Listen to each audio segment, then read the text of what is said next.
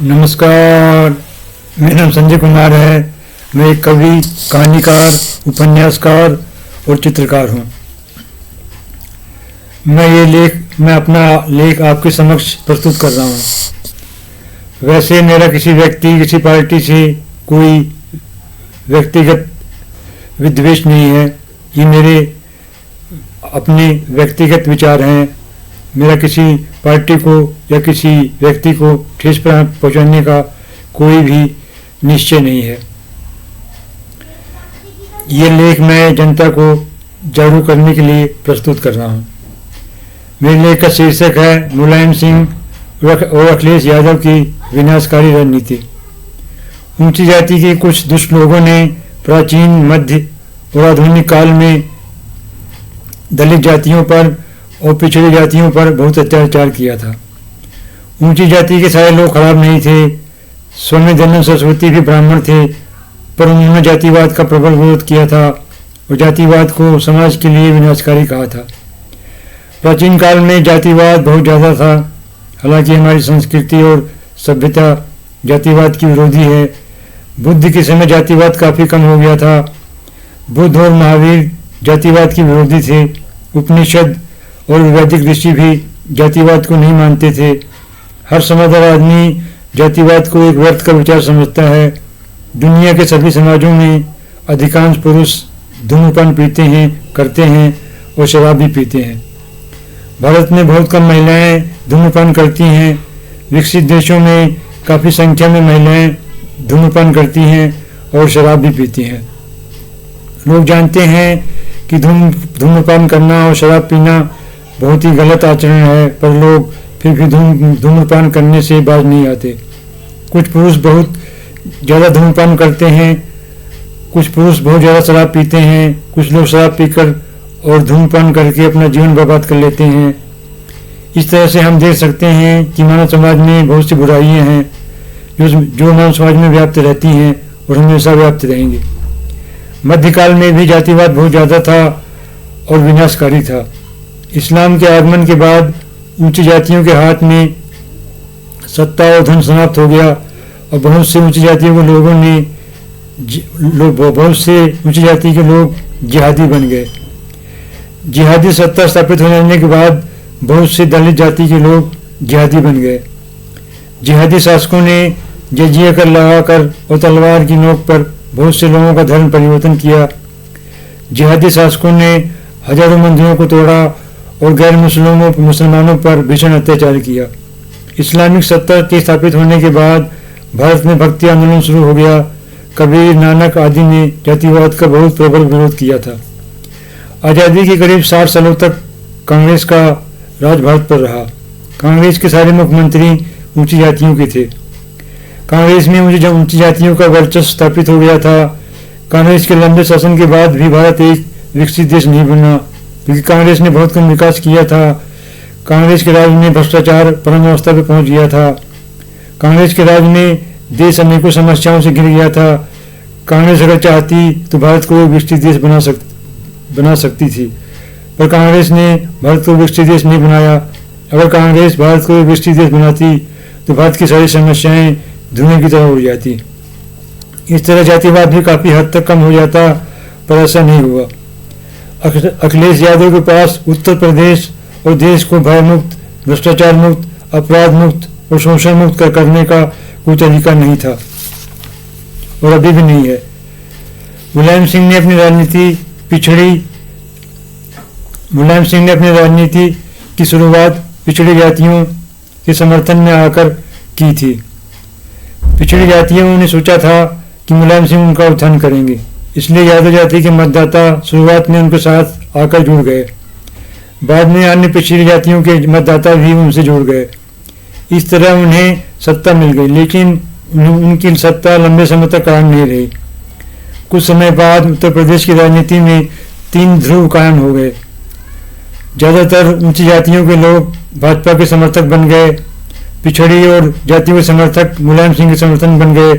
दलित जातियां मायावती के समर्थन बन गई। मुलायम सिंह सत्ता पाने के लिए अपराधियों और गुंडों को विधायक और मंत्री बनाया। मुलायम सिंह ने सत्ता पाने के लिए अपराधियों और गुंडों को विधायक और मंत्री बनाया। उन्होंने सोचा था गुंडों, अपराधियों, आतंकवादियों और जातिवाद के बल पर वो हमेशा के लिए सत्ता पर कायम रहेंगे। मायावती ने भी ये सोचकर अपनी राजनीति चमकानी शुरू की। कुछ दिनों बाद ये दोनों नेता जातिवाद, आतंकवाद, भ्रष्टाचार और अपराध के परम समर्थक बन गए। कुछ दिनों बाद मुलायम सिंह ने अपनी पार्टी की कमान अपने बेटे के हाथ में सौंप दी।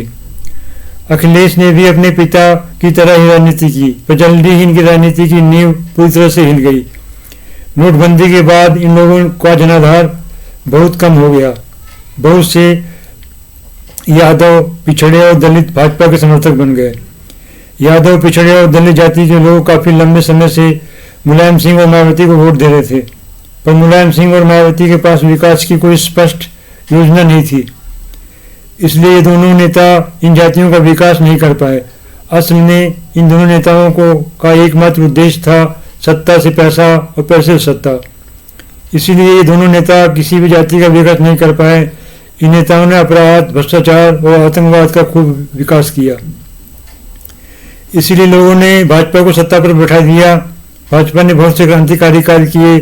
कश्मीर में धारा 370 को हटाकर उन्होंने कश्मीर को में अलगाववाद और आतंकवाद पर बहुत ही करारा वार किया।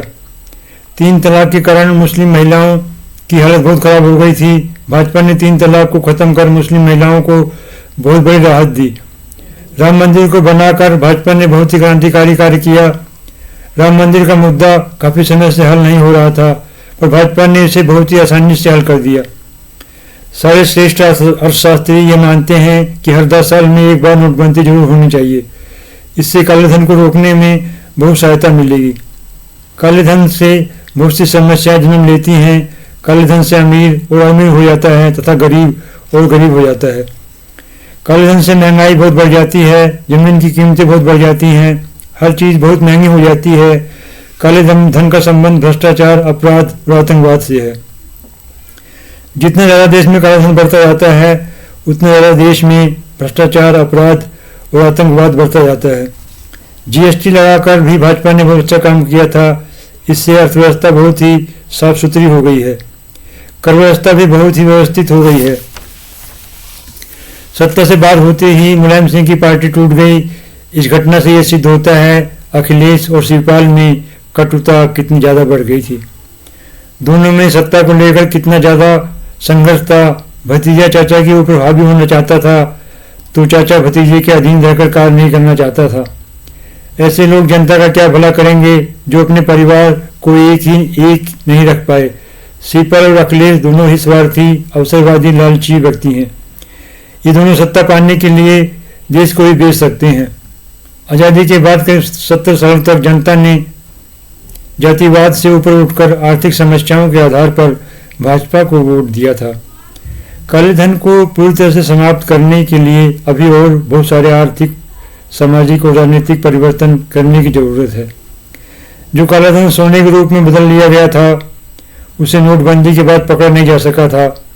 इसी तरह से बहुत से काले धन को बेनामी संपत्ति में निवेश किया गया था। बहुत से काले धन को शेयर बाजार में निवेश किया गया था। इस तरह से काले धन को समाप्त करने के लिए अभी बहुत से परिवर्तन करने की जरूरत है। पर सरकार ने नोटबंदी और जीएसटी लागू करने के बाद ठहर गई है। नोटबंदी के बाद काला धन फिर से इकट्ठा होना शुरू हो गया है। काला धन रखने वाले ने उसे फिर से सोने में, बेनामी संपत्ति में, शेयर बाजार में और अन्य जगहों में निवेश किया है। सत्ता से बाहर होते ही मायावती की पार्टी टूट गई। उनकी पार्टी के बहुत से नेता भाजपा में चले गए हैं। मायावती का जनाधार बहुत कम हो गया है। उनसे यादव, पिछड़े, दलित और सवर्ण सभी बहुत दूर हो गए हैं। अगर आपको मेरा ये लेख पसंद आया हो तो कृपया मेरे चैनल को सब्सक्राइब कर लें। आपका बहुत बहुत धन्यवाद। नमस्कार। वंदे मातरम। भारत माता की जय।